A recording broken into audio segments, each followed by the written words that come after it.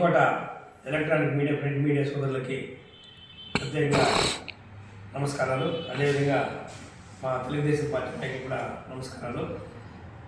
ఈరోజు నేను జరిగిన సంఘటన గురించి చాలా బాధాకరంగా ఉంది. ముఖ్యమంత్రి చంద్రబాబు నాయుడు గురించి మాజీ మంత్రి అంబటి రాంబాబు గారు చాలా అవమానకరంగా మాట్లాడారు. దానికి మేమంతా కూడా చాలా బాధగా ఉంది మాకంతా కూడా. ఎందుకంటే రాజకీయం అనేది శాశ్వతం కాదు. ఈరోజు ఉంటుంది, రేపు వెళ్ళిపోతుంది. రాజకీయంలో ఉందాతనం ఉండాలి. ఏమంటే డెవలప్మెంట్లో పోటీ పడాలిగానే నేను ఇచ్చేస్తాను, నేను ఇంకా చేస్తానని చెప్పాల్సింది పద్ధతి వదిలేసి పూర్తిగా అనవసరంగా తిట్టడం చాలా బాధాకరం. దానికి ఉదాహరణగానే చెప్పాలంటే గత ప్రభుత్వంలో రాజశేఖర రెడ్డి జగన్మోహన్ రెడ్డి ముఖ్యమంత్రిగా ఉన్నప్పుడు మన వంశీ గారు అసెంబ్లీలోనే భువనేశ్వరి మేడం గురించి చాలా చండాలంగా మాట్లాడారు. వాళ్ళు ఈరోజు శిక్ష అనుభవిస్తూ ఉన్నాడు. ఆయన ఈరోజు చాలా బాధాకరంగా ఉంది. ఆయన ఈరోజు పబ్లిక్లో వచ్చేంత పరిస్థితి కూడా లేకుండా పోయింది. 6 నెలలు జైల్లో ఉండి. అదేవిధంగా మన కొడాలి నాని ఆయన కూడా చాలా బూతులు తిట్టాడు. లోకేష్ బాబు గారి గురించి కానీ చంద్రబాబు గారి గురించి కానీ రకరకాలుగా మాట్లాడాడు. అదే ఆ ముఖ్యమంత్రి జగన్మోహన్ రెడ్డి కూడా అప్పుడు ఏం చేసినారంటే, ముఖ్యమంత్రిగా ఎవరు చంద్రబాబు నాయుడిని తెలుగుదేశం పార్టీని టార్గెట్ పెట్టి తిడతారో వాళ్ళకి పదవులు కూడా ఇచ్చినాడు. పదవులు ఇచ్చి తిట్టించినాడు. ఆ దీంట్లో కూడా ఈ అంబాటి రాంబాబు గారు సరే అప్పుడు మీ గవర్నమెంట్ ఉంటే మీరు తిడుతుంది బాగానే ఉంది. కానీ గవర్నమెంట్ మారిపోయింది. అదంతా కూడా జనాలు చూసి మీకు దగ్గర 120, 140, 150 సీట్లు ఉండింది. 153 సీట్లు ఉండింది. ఈరోజు 11 సీట్లు తెచ్చిపెట్టారు జనాలు. మీరు చేసిన ప్రవర్తన, మీరు చేసిన మాటల విధానము గురించి అది కూడా ఇంకా మీకు తెలుసుకోకుండా ఇప్పుడు కూడా మీరు మా గవర్నమెంట్ మీరు ఉన్నట్లే, మీ గవర్నమెంట్ ఉన్నట్లే మీరు మాట్లాడుతూ ఉంటే అప్పుడేం జనాలు ఏమన్నా మీ దృష్టిలో ఏమన్నా వీళ్ళు జనాలు ఏమన్నా పనికిరాని అనుకుంటా ఉన్నారా? ఏమనుకుంటారో మాకు అర్థం కాదు. ఎందుకంటే మీకు ఇంత దారుణంగా ఓడించి వైనాట్ 175 జగన్మోహన్ రెడ్డి గారు భారీ కట్అవుట్లు వేసి పబ్లిక్ మీటింగ్లు పెట్టించి జిల్లాకి మీటింగ్ పెట్టి వైనాట్ 174 అనేసి పక్క ఎలక్షన్ ముందు భారీగా జనాలను సమీకరణ చేసినారు. ఏమైంది? వైనాట్ 175 11 సీట్లకు వచ్చింది.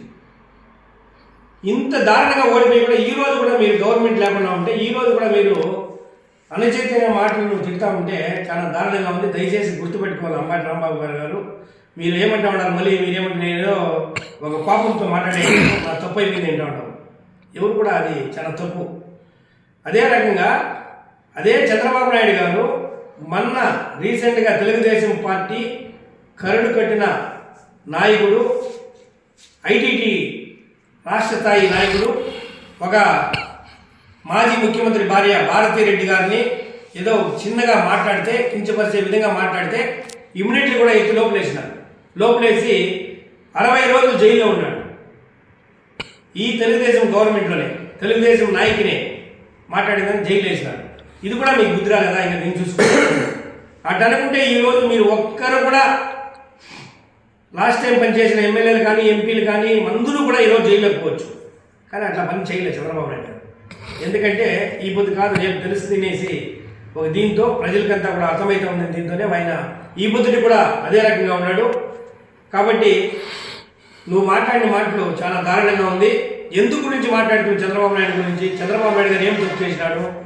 తిరుమల తిరుపతి దేవస్థానంలో నెయ్యి మీరు మొత్తం కూడా కల్తీ నెయ్యి అమ్మినారు అనే సిట్ తేల్చింది. సిట్లో తేలిస్తే ఇది దారుణంగా ఉంది. ఆ డైరీ గుజరాత్లో బోలేబాబా డైరీ యాక్చువల్గా దానికి పాలే వచ్చేది. పాలే రాకుండానే వాడు నెయ్యి ఎట్లా సరఫరా చేసినారనే దాని గురించి సిట్టోళ్ళు దర్యాప్తు చేస్తే మొత్తం కూడా కెమికల్ వాడి ఆ కెమికల్లో మొత్తం కూడా నెయ్యి తయారు చేసి అమ్మించినారు. అది బయటపడింది.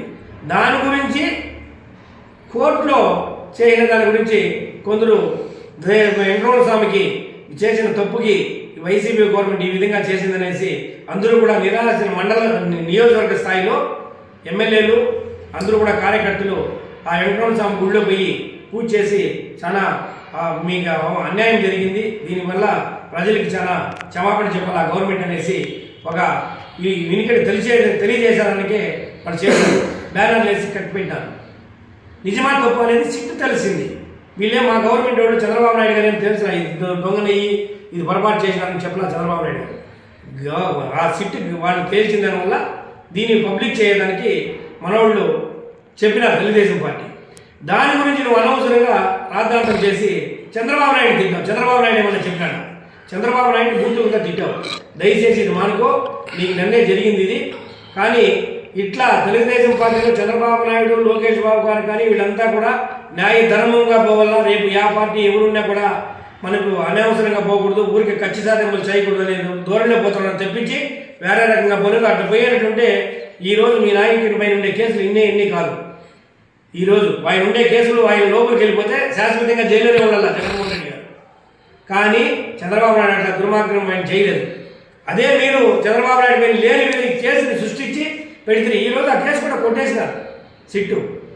నువ్వేమన్నా చంద్రబాబు నాయుడు ఉన్న మీ నాయన ఉన్నప్పుడు జగన్మోహన్ రెడ్డి గారు, రాజశేఖర రెడ్డి ఉన్నప్పుడు గారే దగ్గర 23 కేసులు పెడుతుంది. మళ్ళీ నీ గవర్నమెంట్ వచ్చా నువ్వు ఆ కేసులంతా కూడా చంద్రబాబు నాయుడు గారు మన రాజశేఖర రెడ్డి పైన కేసులంతా కూడా కోర్టులో కొట్టిపారేసినారు. కొట్టిపారేస్తే ఈరోజు ఆయన ప్రతి ఒక్క ఎక్కడ పడా కానీ చంద్రబాబు నాయుడు పైన ఇంత మచ్చలేదు. చంద్రబాబు నాయుడు పైన ఏమైనా అవినీతి లేదు. వాయిని పైన ఈరోజు దుర్మార్గంగా మాట్లాడడం జరిగింది. ఆ రోజు అసెంబ్లీలో మీరు మాట్లాడి వాళ్ళ భార్యని లేనిపోని బూతులు తిట్టడం జరిగింది. ఇవన్నీ కూడా తన తప్పు. మనము ఏమి చేస్తామో చేయలేదు ప్రతి ఒక్కరు కూడా ప్రజలు ఈరోజు గమనిస్తూ ఉన్నారు. ప్రజలేమంతా తెలివి తక్కువ వాళ్ళు కాదు, ప్రతి ఒక్కరికి కూడా తెలుసు. దయచేసి ఇట్లా మానుకోండి.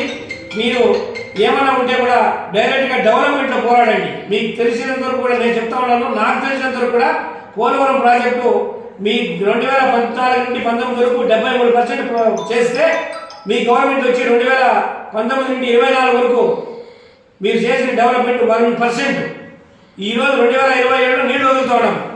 దాని గురించి నువ్వు మాట్లాడేమన్నా ఉంటే ఆ రోజు నువ్వు అసెంబ్లీలో అదే మినిస్టర్తో పెట్టుకొని నువ్వేం మాట్లాడినావు? మినిస్టర్గా నువ్వు నెల్లూరు మన ఈ ఇరిగేషన్ మినిస్టర్ ఏం మాట్లాడింది అసెంబ్లీలో?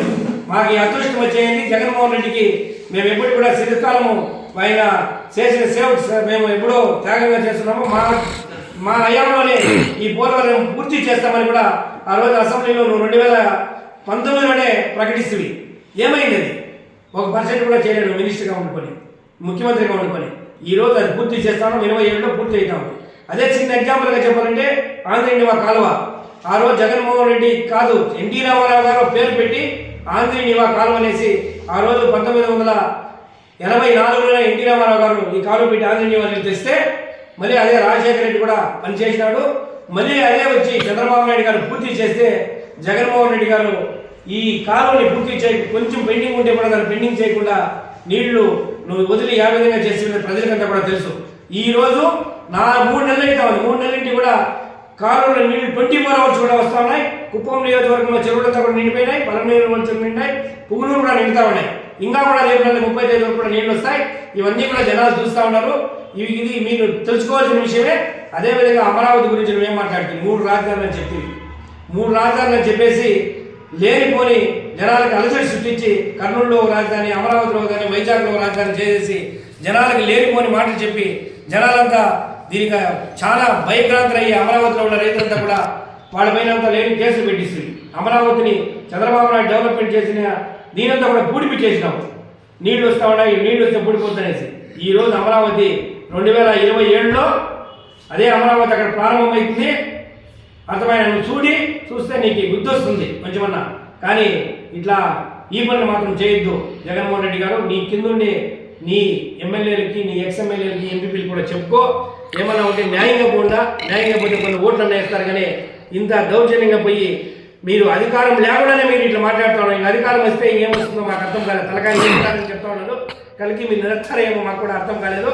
కానీ దయచేసి ఇట్లా పనులు చేయకుండా కొంచెం ఏదన్నా చేస్తే 10 మనిషికి ఉపయోగపడే విధంగా, 10 మనిషి దీని గురించి మాట్లాడే విధంగా చేయండి. కానీ ప్రతి ఒక్కరు కూడా చీని ఉంచే విధంగా, పరకట్లెత్తుకొని మేము తిరగబడే విధంగా చేయొద్దని కూడా తెలియజేస్తూ, దయచేసి మీ పార్టీ నాయకులకి మీకందరికీ కూడా మీరందరూ కూడా ఒక రాజకీయంలో మనం ముందుకు పోవాలంటే పోటీతత్వంలో పోండి, డెవలప్మెంట్లో మేము ఇచ్చేస్తామని చెప్పుకొని పోండి, కానీ మీరు మాటల్లో కానీ ఈ విధంగా పోతే బాగుండదని కూడా మీకు అందరికీ కూడా తెలియజేస్తూ ఈ అవకాశం కల్పించిన మీకు అందరికీ కూడా ధన్యవాదాలు.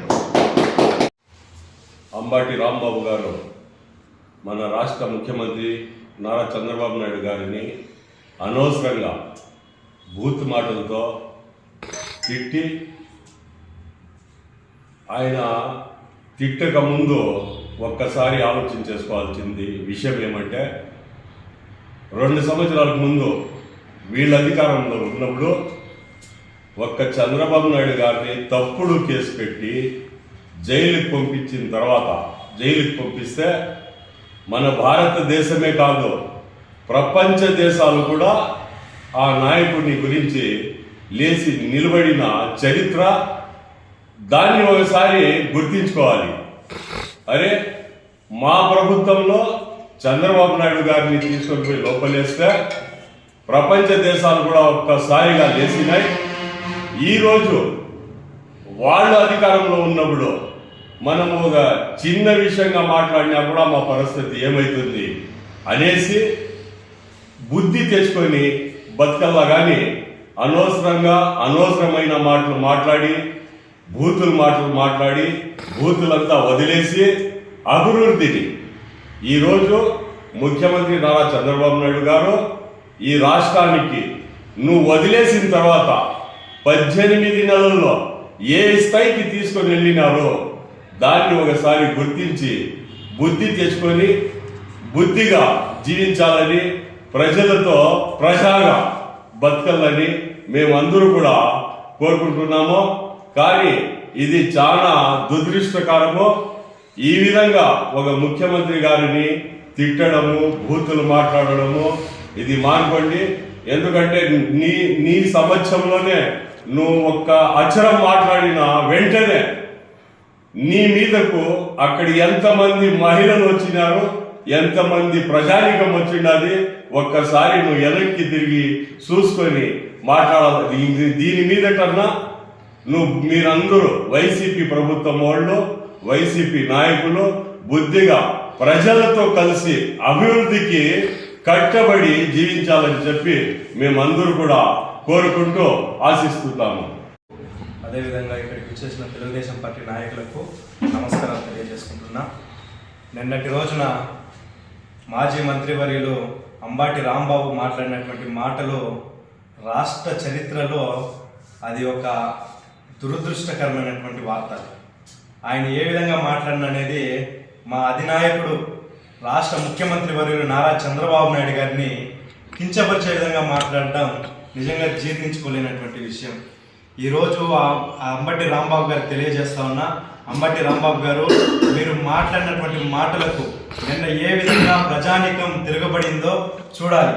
అధికారం శాశ్వతం కాదు, అలాంటిది మీకు వైనాట్ 175 అన్నటువంటి మీ వాగ్దానం ఈరోజు 11కు తెచ్చిపెట్టింది. ఎందుకంటే మీరు ఇలా చేశారు కాబట్టే 11కు తెచ్చిపెట్టారు జనాలని చెప్పి తెలియజేస్తాను. అదేవిధంగా ఈరోజు రపా రపా అంటున్నారు అందరూ. రపా రపా అంటే ఏ విధంగా రపా రపా చేయాలని చెప్పి పోలీసులు కూడా ట్రీట్మెంట్ అలాట్ చేశారు. మీకు ఏ విధంగా మీరు రపా రపా అని అంటే వీడు ఏ విధంగా రపా రపా అని కూర్చోబెట్టాలో కూడా కూర్చోబెడతారు. దీన్ని బుద్ధి తెచ్చుకొని వైసీపీ నాయకులు, కార్యకర్తలు అందరూ కూడా దీన్ని గుర్తు తెచ్చుకొని మీ జగన్మోహన్ రెడ్డి గారికి కూడా నేను ఈ సందర్భంగా తెలియజేస్తా ఉన్నాం. మీ నాయకులకి, మీ కార్యకర్తలకు మీరు తెలియజేసుకోండి. ఏ విధంగా మనం పోవాలి ముందుకి, ప్రజల్లోకి ఎలా వెళ్తే మనకు ఓట్లు పడతాయని చూసుకోండి. కానీ అదేవిధంగా కించపరిచే విధంగా మీరు మాట్లాడినంత మాత్రాన మీ ఓట్లు పడవు. అలా మాట్లాడితే ఇప్పటికైనా 11 తెచ్చిపెట్టారు. ముందుకు ఎలక్షన్స్ పోతే ఆ 11 కూడా రావని చెప్పి తెలియజేస్తా ఉన్నాం. ఈ విధంగా ఈ అవకాశం కల్పించిన అందరికి కూడా నమస్కారాలు.